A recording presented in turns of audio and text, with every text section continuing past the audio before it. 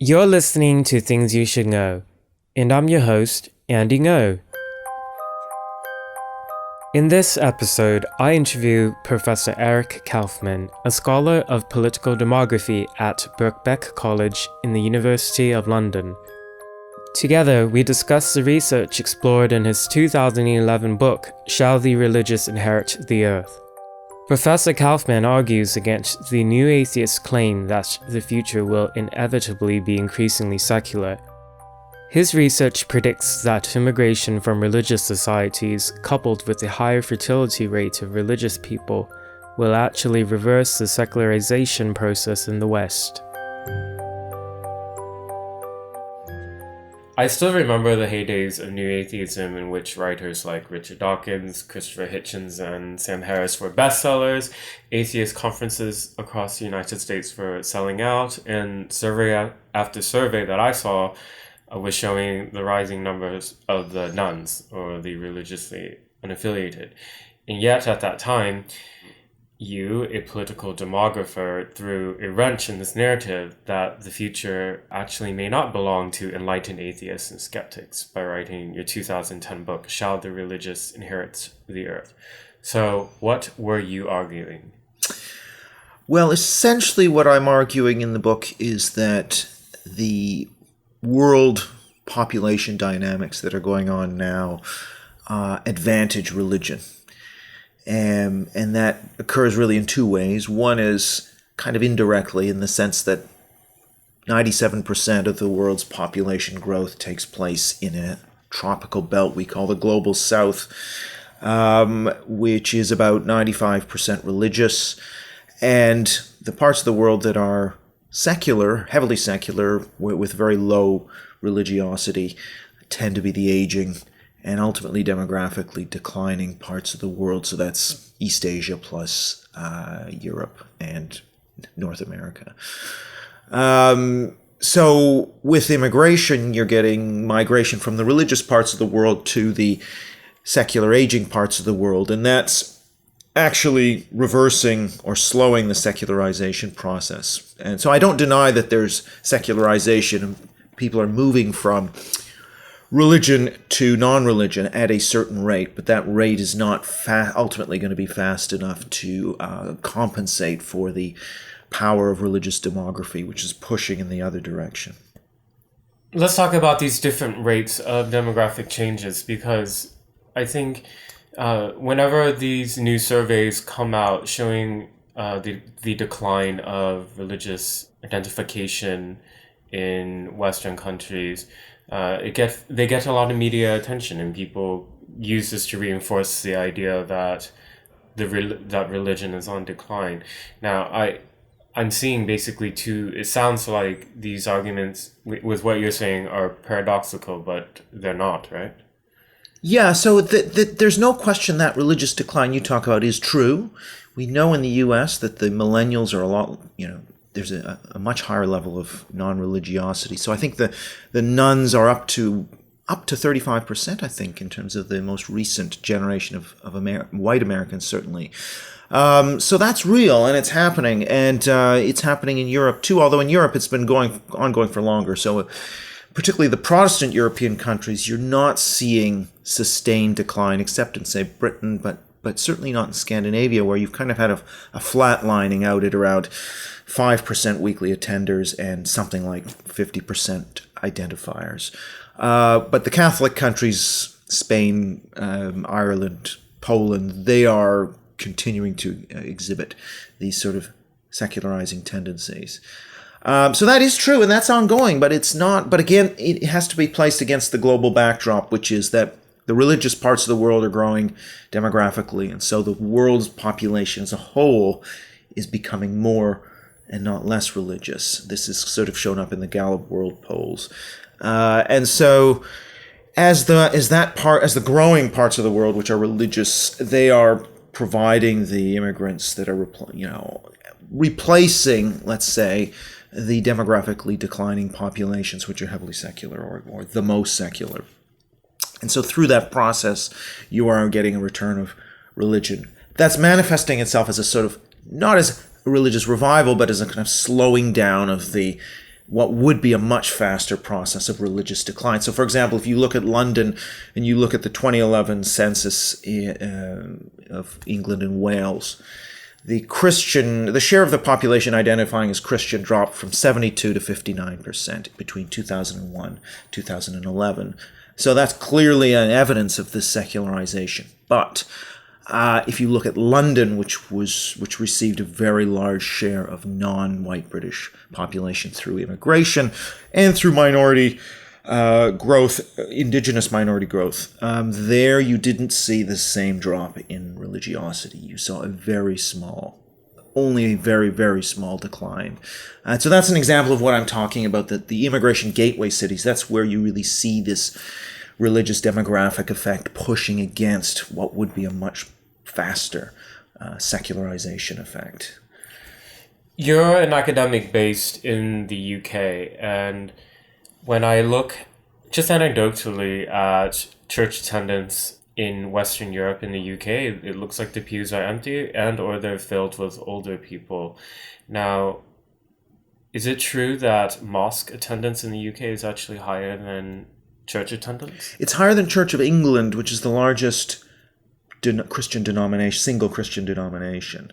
So it is larger than Church of England attendance, but I don't think it's not larger than Christian attendance. The one thing I would say is that Christianity is getting a shot in the arm from immigration as well in Britain. So, something like 2/3 of London's churches are made up of either ethnic minority or East European immigrant populations. So the churches are predominantly non-white British in their makeup in Britain. So it's not just old people, but it's also immigrants and the descendants of immigrants that are populating the churches.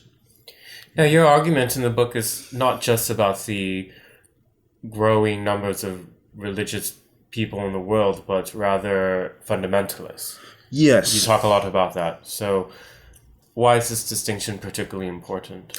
Well, because I think in the first part of my argument, which is about uneven global demographics, so you've got a growing youthful global south and you've got an aging, declining global north, to put it crudely.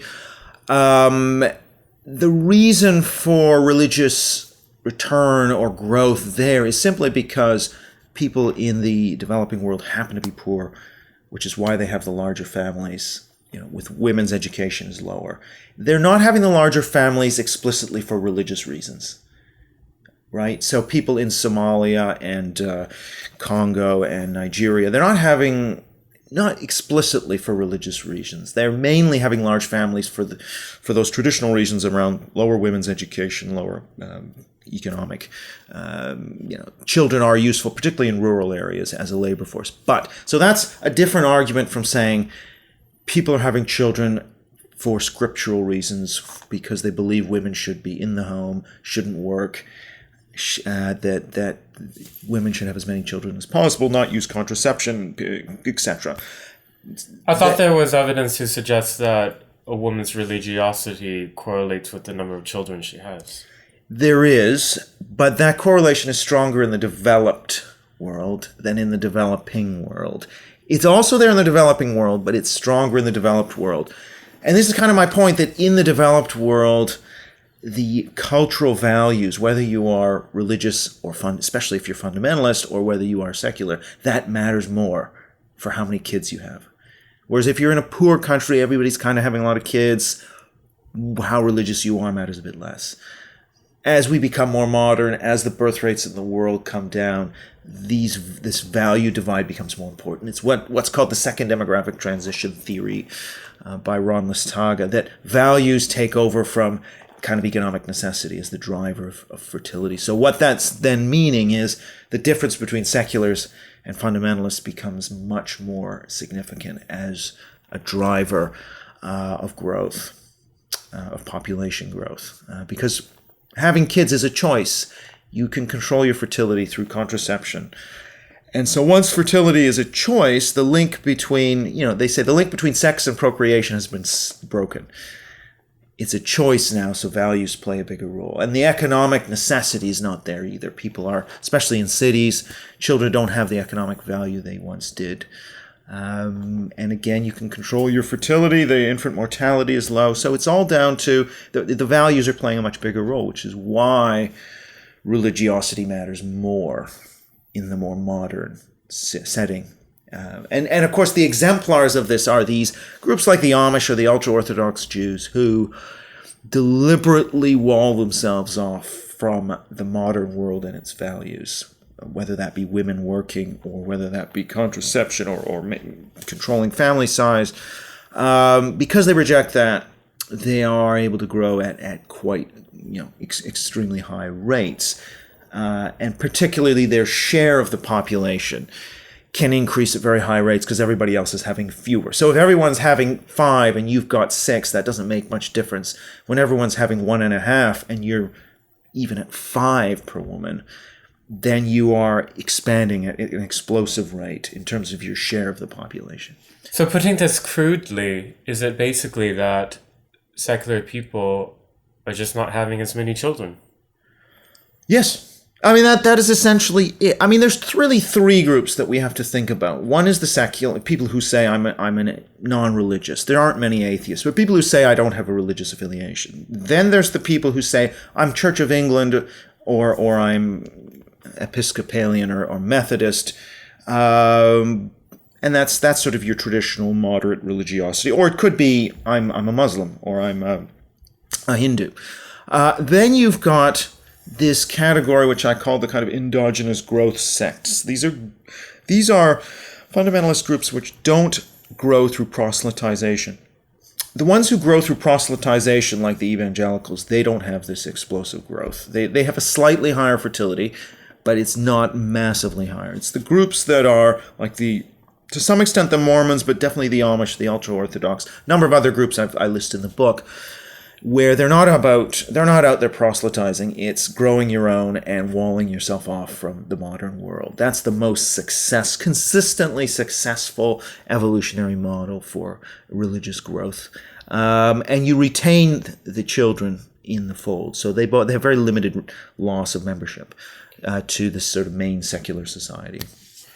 We hear a lot about religious switching, but from what I'm hearing, from what you're saying, it sounds like consistently children born to a religious family will remain within that religious identity, by and large. Not if they're in a moderate or traditional kind of religion. So if you just happen to be born Christian in Nigeria, you immigrate to Britain, let's say. I mean, you might retain your religion. You probably retain it better than a white British Christian, but there still will be significant fall off, and there is going to be significant secularization. The groups where you're not going to find that are what they're called strict religions, where if you leave your religion, you're leaving your family, your community, your identity behind. You have to make it's just a much bigger step than saying I'm not going to go to church on Sunday. I'm going to do something else, which is more the way it works in a sort of traditional or mainline religion. So because these strong religions make it so difficult to leave, you give up so much. So they have much lower levels of people leaving the fold. And you brought up ultra-Orthodox a couple times in this interview, and Israel is an important case study in showing your theory is accurate, right? Right. Let's talk about that. Well, yeah, so Israel, I mean, essentially your ultra-Orthodox population there, which in the school system was just a few percentage points in 1960, is now a third of the first grade Jewish school sector.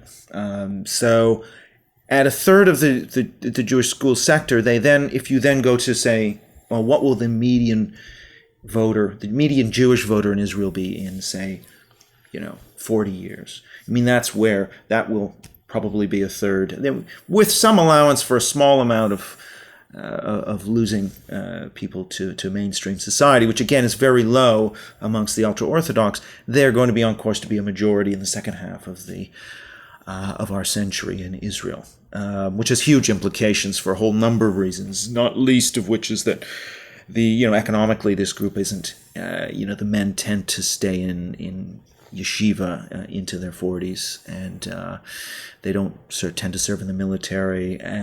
So their whole, and also they have historically been more lukewarm on the Zionist project. So there's a whole set of reasons why this has huge implications for Israeli society. And now increasingly are segregating themselves in different neighborhoods, and now are a majority in Jerusalem, so they're able to elect, the first ultra-Orthodox mayor has been elected. There you can't have women's faces on billboards in Jerusalem. You can't drive on a Saturday. So there's a whole kind of a way in which this group is taking over Jerusalem. Political consequences. Yes, and starting to set the tone. And, so politically, they're not interested in politics, but they are interested in observing the tenets, the doctrine, and the orthodoxy, and they will enforce, where they have control, they will enforce those rules. So if you are, if you want to advertise with a woman's face on a billboard, you have to go outside the city limits to do it. And if, driving on a Saturday, you might get your car pelted with stones. So all I'm saying is this demography does have political consequences. When these groups are small, it doesn't really matter. But once they attain a significant size, then it starts to have these political consequences. Do you have an estimate for what that percentage of the critical mass is? Well, I think certainly in Jerusalem, it seems to have occurred, in the past decade, I guess. Once they are able to elect their own mayor or be enough of a political force that the established politicians have to bend to their agenda. What is that actual percent? It's going to vary. It can be anything, perhaps, it depends how organized the opposition is. If the opposition is heavily anti-ultra-Orthodox, and it is relatively organized in Israel, so there's a lot of people who are strongly anti the ultra-Orthodox. But let's say you had a society where the opposition wasn't mobilized, or where they had other concerns, then it could be as little as 10-15% could be enough to exert political influence. So it's not clear that it has to be 50%. It could be at 15%. The other thing, of course, though, is that these groups, it's an exponential effect. More children, more mothers giving birth to more children. So it's sort of the curve is kind of logarithmic. So the expansion of the population, once you start to hit significant numbers, if you think about the Amish doubling, right, every 25 years. When they're small, every time they double, it's making no effect, because it's just so it's that issue of maintaining a birth rate of sort of six children per woman, maintaining that once you start to hit a significant population size, that's just, the effects of that are absolutely enormous. Yeah. Let's go to another case study then, the Islamic Revival. Yes. We've seen within a generation a transformation across the Middle East and North Africa and in wider Muslim society towards conservatism as well as fundamentalism. How did this happen? Well, I think that's a somewhat different phenomenon in the sense that it's partly a demographic phenomenon and it's partly a ideological, political phenomenon. So the ideological part of it is that secular, non-aligned socialism, and pan-Arabism and Arab nationalism, these were the kind of main ideologies in the mid-20th century in much of the Muslim world. In places like Egypt and Iraq and Iran and Syria. And so you had Libya, so you name it. So this was kind of the main ideology, which was a kind of modernizing ideology, and it was seen to have failed for a number of reasons. First of all, obviously economically these countries did not have a sort of East Asian style takeoff, but more importantly, the blow to the Arab and even wider Muslim world caused by the loss in the 6-Day War, 1967 war with Israel, 6-Day War, where 4 Arab countries, which were imbued with this sort of secular nationalism, pan-Arabism, they were defeated by this tiny country. And so that kind of humiliation was the start, in a way, of this realization that actually maybe secular nationalism, secularism has been a failure. Our elites have failed us. And so this is then when the slogan, Islam is the solution. So this turning to Islam, political Islam, becomes a lot more attractive. Now, of course, there already was political Islam developed by al-Banna in Egypt and the Brotherhood. And so it was already there as a competing discourse. And the other thing, of course, that's important is that the mass of the population in these countries was pious in a traditional way. So they were receptive in some way to this message. And the cities were the hotbed of the secularism, of the secular Arabism and nationalism.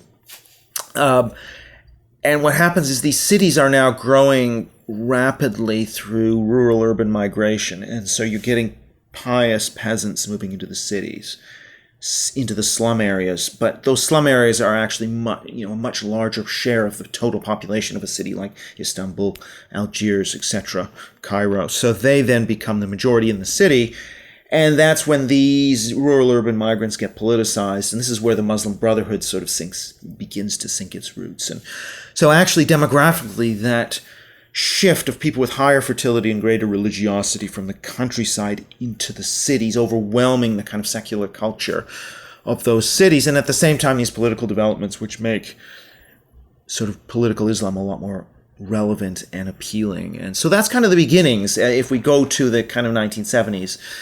And then you also have the Saudis sort of promoting this Wahhabism, which is the same as Salafism. So that's being funded by Saudi oil money. They see the oil money as a kind of gift from God to promote their religion. So all of these things are kind of feeding into each other. But I still think in a way this is not the same thing as the ultra-Orthodox growth. I mean, the ultra-Orthodox growth is explicitly pro-natalist, go forth and multiply, that kind of reasoning. Whereas in the case of the Muslim world, the only place we kind of see that is that the Turkey. Well, yeah, but the fundamentalist, the fundamentalist regimes trying to get women to have more kids. So we saw in Iran, Ahmadinejad was saying that. In Turkey, AKP was saying that. Then they also, in some places, they tried to interfere with family planning. And, the extreme end of that is Taliban bombing clinics, abortion clinics, family planning clinics, etc. So there was a lot of foot dragging on family planning in places like Pakistan as well for similar reasons. But actually that's changed, and a lot of these countries actually have now adopted family planning. And the best case of that obviously is Iran, where the Ayatollah, they came up with a fatwa that essentially approved family planning, and the birth rate collapsed from 6 to under 2 within like the space of, 10, 20 years, very quickly. So part of this is, and actually the Islam, they're not as opposed to, in a way, family planning has made headway, and there's been a major decline in birth rates in the Arab world in particular. So I think that's, there still is, I don't think that the explicit connection between religiosity and higher fertility is as powerful there as we might think. It's not. So I would say this is a relatively weaker version of the pro-natalist argument. But of course, being poor and with limited women's education, they have tended in the past to have high birth rates.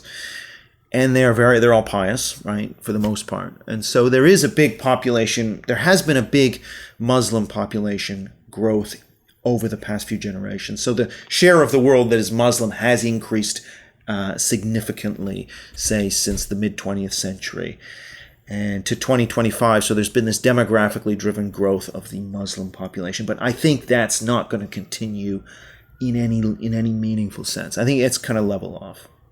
Doesn't the birth rate continue to be higher than that of for Muslim migrants who immigrate to the West, for example? Their birth rates tend to be higher still than the native population. Is that correct? Yeah, that is correct. They've come down a lot. So, even in Britain in the 70s, the average Pakistani woman, I think it was something like 8 children, and it's come down. It then came down by the 90s. It was sort of 4 point something, and now it's 2 point something. And if you look at the home countries, they've gone through this same change. So in a way, the birth rates in North Africa are also around, just a little above 2 in many of the countries.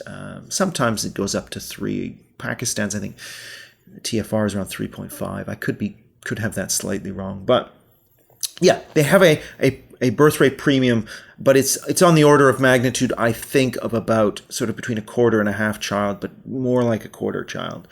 It's not massive, and I think that's converging. I would say it's not converging completely, but it is converging to some degree. I asked you about the critical mass estimate for when we start to see some of the social political consequences of fundamentalists reaching a certain number.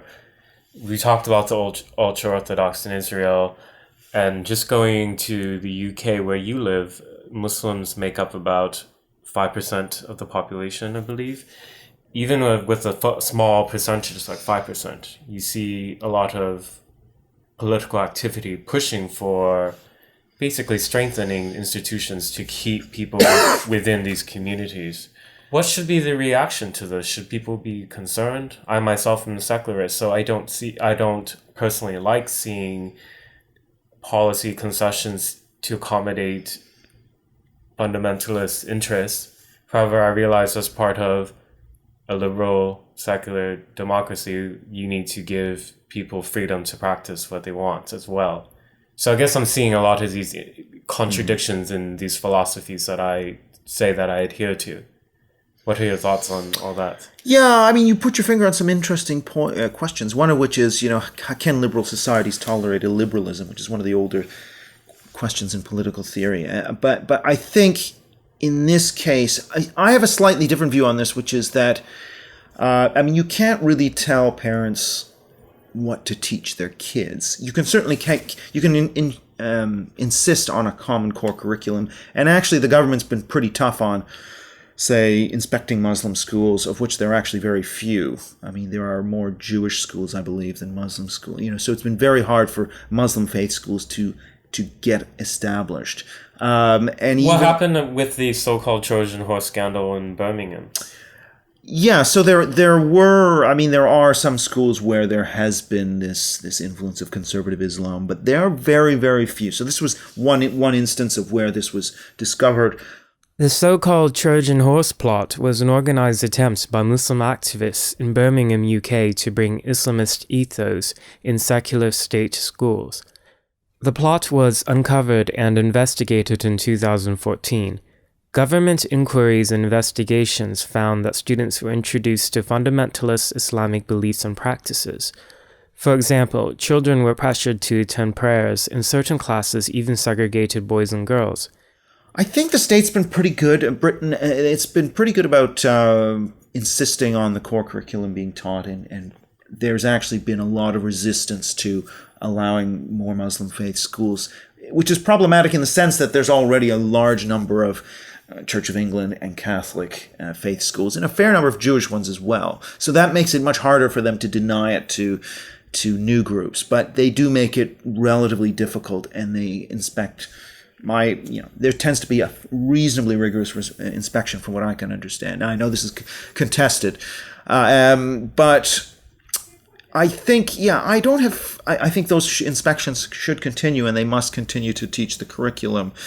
But you can't control what parents are doing. And most of this is going to happen in the home through parents. And, they're in a liberal society, you kind of have to allow parents to do their thing. Once kids are 18, they can make their own choices. Now, you do have these Sharia courts, whatever, but those Sharia courts decisions do not supersede the national court. So anyone can just say, screw this Sharia court, I'm going to take you to court over this divorce. I don't accept a settlement. And they can do that. I guess that for British-born Muslims who choose to go to the court, they know their legal rights and being able to exit from the systems if they choose, and to also address their recourse within the British law. But with the immigration number being as high as it is, and in many communities in Britain being relatively closed off, it's from my understanding that from government reports that many don't even know what their legal rights are in the UK, thinking that the Sharia councils are what they need to go to for counsel. Yeah, it's hard to know, right? I mean, I think the UK-born generation, which tends to, has a higher level of education. I mean, seems to be doing better, going to university at higher rates. I would find it quite hard to see that lots of them would be so isolated they wouldn't be aware of it. I mean, I'm a bit skeptical. I think it may be true of brides who are, where you have particularly cousin marriage, which is still fairly common in the Pakistani and Bangladesh, particularly Pakistani community, where brides are brought over from Pakistan and may be kept in a sort of state of relative ignorance. There, I could see what you're talking about. I think with regard to the UK-born, I think that would probably be less. I'm not an expert on that, but I mean, given their outcomes, I mean, a significant share are going to university. So they're going to university actually at higher rates than the white British population. So, and a lot of the integration outcomes are actually looking fairly good for the British-born. So I'm not seeing this kind of perpetuation of this very isolated, population. I don't think that's what we're seeing. In fact, if we look residentially, these groups are moving out of their areas of concentration into what we call super diverse areas with many different groups in them. So we're not seeing growing residential or even consistent residential segregation, except in a few spots like Blackburn, Oldham, Burnley, these sort of what are called the mill towns in the north. But there are very few of those. There's only a handful, and most of the Muslim population isn't living in those areas. I feel like I'm hearing two different arguments. The argument in your book was grim for the future, but the outline that you just said for the UK seems very positive and basically praising the British integration system, right? I don't think it's anything to do with the British integration system. I mean, I think there's only certain things that, you can inspect schools and you can make it hard to create new faith schools and so on. I don't believe that these integration systems in different countries, whether it's the France laïcité model or Republican model or the British so-called multicultural model, I don't think that actually makes much difference on the ground. I mean, it's really to do with who are the Muslims, where are they from, which countries, which religious traditions. That matters much more. Yes, it probably helps in Britain that the economy is quite vibrant and it's relatively easy for Muslims to work. And so we don't see the same levels of disproportionate representation of Muslims in the jails, for example. I mean, there is a somewhat higher share of Muslims in the jails, but it's not like in Germany and France where it's something like 70 or 80% of the prison population. It's something like 13%, which, given the age structure of the Muslim population, is probably not that much of an overrepresentation. Now, however, I mean, what I would say is that it's one thing when a population is 5%. It's a different thing when they are, as projected by 2050, sort of 16%, 17%, if Pew is right on that.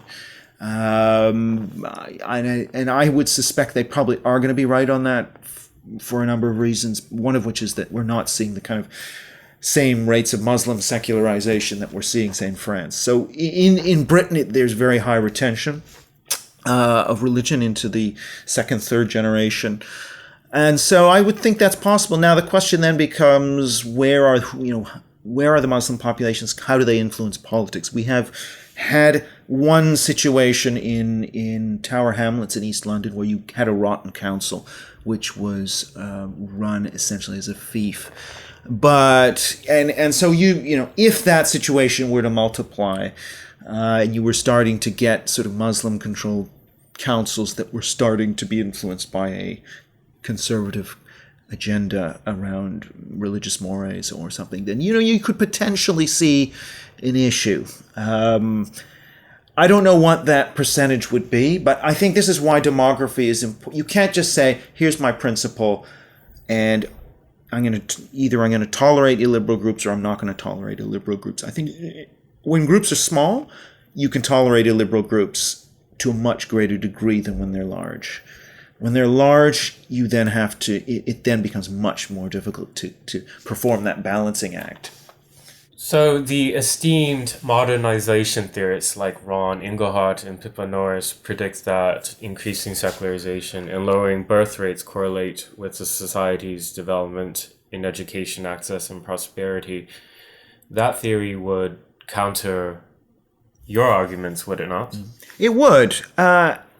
My problem with Inglehart and Norris is most of the data that they use is cross-sectional data. So you're comparing a country that is, say, in Europe, that is secular and wealthy and highly educated with a country in, say, I don't know, if you take a place like Afghanistan or Pakistan that is relatively poor with poor educational outcomes, high birth rates, high religiosity. To then conclude from that, to start to make causal claims about, okay, the reason these countries are less religious is because they are wealthier and better educated. Now, to be fair to them, the World Values Survey has been running for a number of decades, and they're able to look at some overtime trends, although not with their snapshots at different years, rather than following the same people over 30 years, which is really what you need to do to say definitively what's going on. But I think if we look outside the Christian world, outside of Europe, outside of Latin America, if we look at the non-Christian world, specifically the Muslim world, Hindu world, there we don't see this process. So India has gotten wealthier, the Muslim world has gotten wealthier, the Persian Gulf, many places. The most wealthy. Right, yeah. So they've gotten wealthier and they've gotten better educated. Their birth rates have come down, but they're not going secular.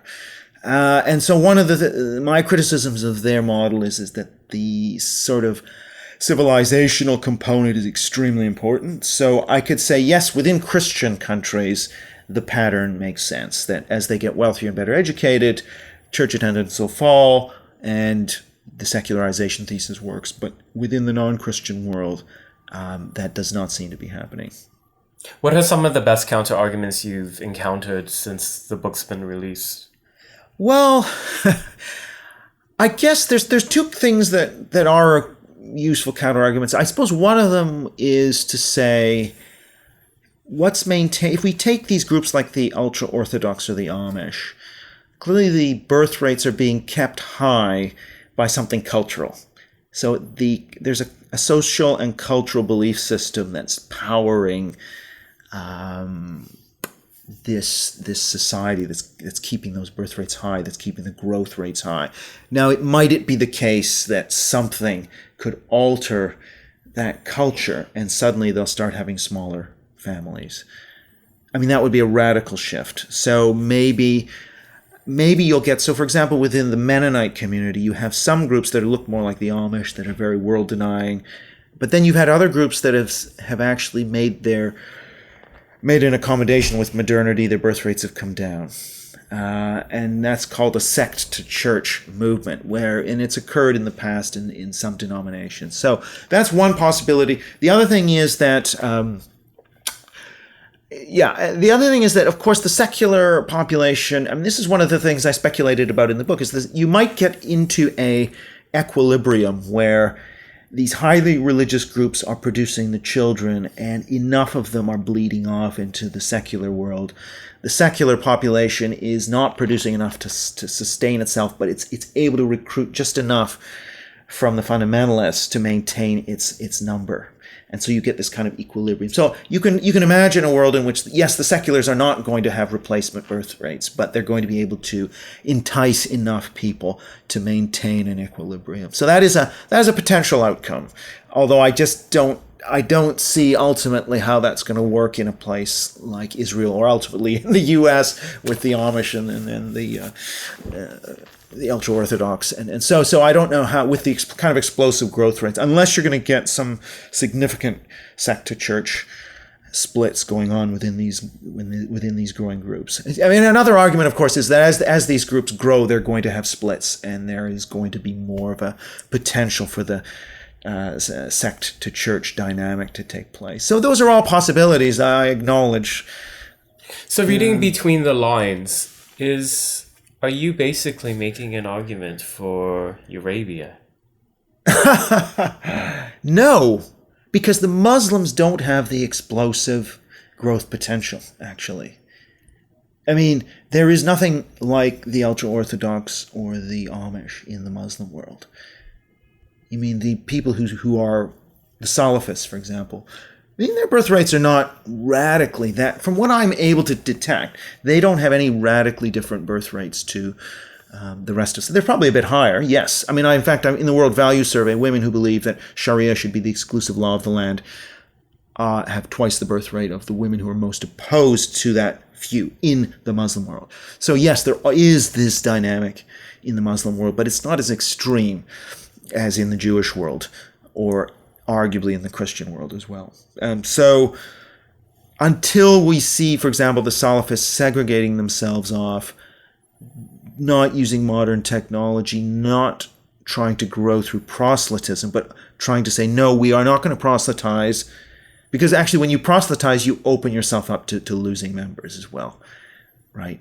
And so if they say, no, we're going to actually look inward, reject the world, and segregate ourselves off and have high birth rates, and so we reject modern family planning. If that happened, then I would say we're into the same pattern that we're seeing. But right now, all it is it's something like evangelicals, conservative evangelicals in the U.S. That's the kind of fundamentalism that the Salafists represent. They don't yet represent what I would call an endogenous growth sect of the kind that we see with the Amish, for example.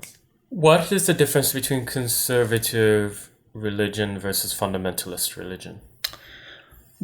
Well, to some extent, those two can be amalgamated into the same. I mean, in strict terms, you could imagine a conservative religion like conservative Catholicism, which is into retaining ritual, for example, which is different from fundamentalist religion, which is about, let's get rid of all the ritual and just focus on a few of these fundamentals. And by the way, we're going to ignore like 90% of the religious teachings, and we're just going to focus on the ones that are most austere, world-denying, that make us look very different from the modern world. We're just going to focus on those, and we're going to ignore the rest of the religious teaching and all these traditions.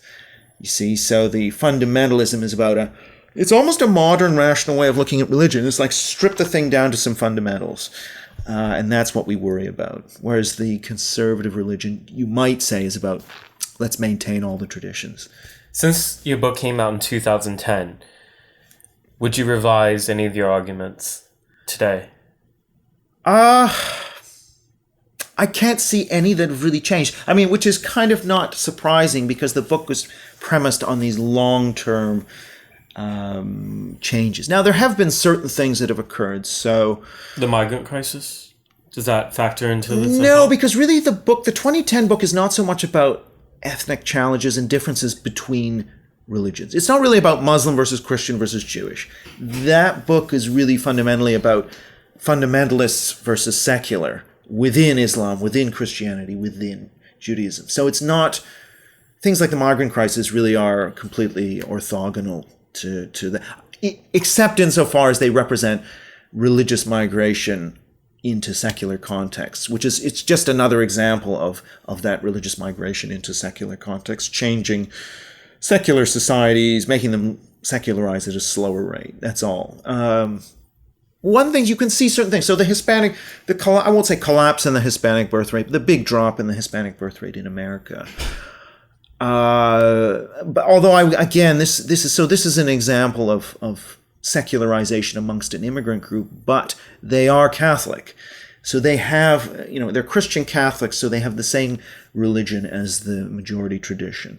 And then, so in that sense, it's not going against my argument. My argument would, if we suddenly saw Muslims secularize in large numbers in a Western country, that would go against my argument, because it would suggest that the children of non-Christian immigrants can secularize, and that would then mean that despite all this religious immigration to the secular world, that maybe Norris and Engelhardt are right, the kids will assimilate into the secular mores of the mainstream. The Hispanics, that's not really disproof of the thesis because they have the same religion as the mainstream. But if you had a non-Christian group that underwent a massive secularization, that would be kind of more of a challenge. And lastly, do you have any policy recommendations for how we can preserve secular liberal democracy? I think that it's very hard in a liberal society to tell people what to do, that they, can't teach their kids X, Y, Z, or can't practice their religion. What I think countries can do is exert more control at the level of immigration policy. So I think that, for example, if a kind of cultural point system was introduced into immigration policy in Western countries, that could be angled in favor of more sort of secular, moderate type of immigrants.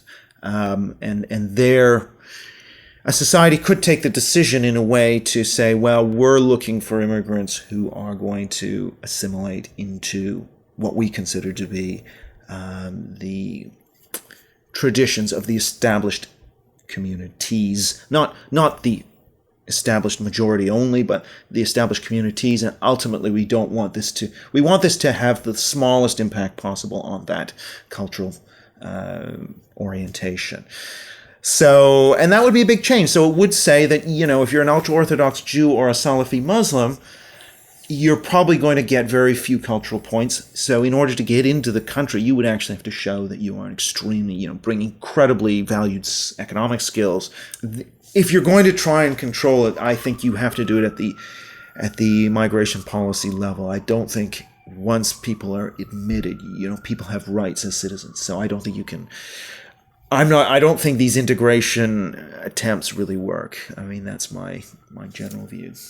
With restricting immigration policy being such an unpalatable topic for mainstream politicians and societies, as I perceive it, do you think that the future then is hopeful or bleak? Well, or do you disagree with my premise? I think that ultimately countries are probably going to have to face this down sooner or later. That in a way, the sort of right-wing populist moment is partly about this sort of angst, about this backlash against the view that, the population is just going to change its character and we got to be okay with that. I mean, I think that there's a significant part of Western populations that wants to resist that. And are having an impact politically. So I don't think that, there's two ways you can do this really. One way is simply to restrict numbers. If you don't want to introduce any sort of cultural criteria into the selection system, then the way the way states are getting around that, or they're just saying, we're going to try and keep migration as low as possible. And, that is another way to do it. I think that's not as effective in the sense that you may want a higher migration for economic reasons. And so because you're squeamish about introducing cultural points into the selection process, what you're instead choosing to do is simply to ratchet the numbers as low as possible, because which I just think is a suboptimal solution. But that's really where countries are going. They're just trying to get numbers down as much as possible. And I think that's a good sneak peek into the next time I speak to you, because 8 years on from Shall the Religious Inherit the Earth, you are working on White Shift, which looks at white identity in populism. So thank you for your time. Thank you. And that was Professor Eric Kaufmann. Stay tuned for our future interview about his forthcoming book, White Shift, where he writes about how immigration will affect the identity and politics of white majorities. If you enjoyed this show, please consider becoming a supporter through Patreon or by giving a one-time gift on PayPal. As you can imagine, it takes a lot of time and resources to produce these episodes entirely on my own. Your support will really help me. You can find the links in the description.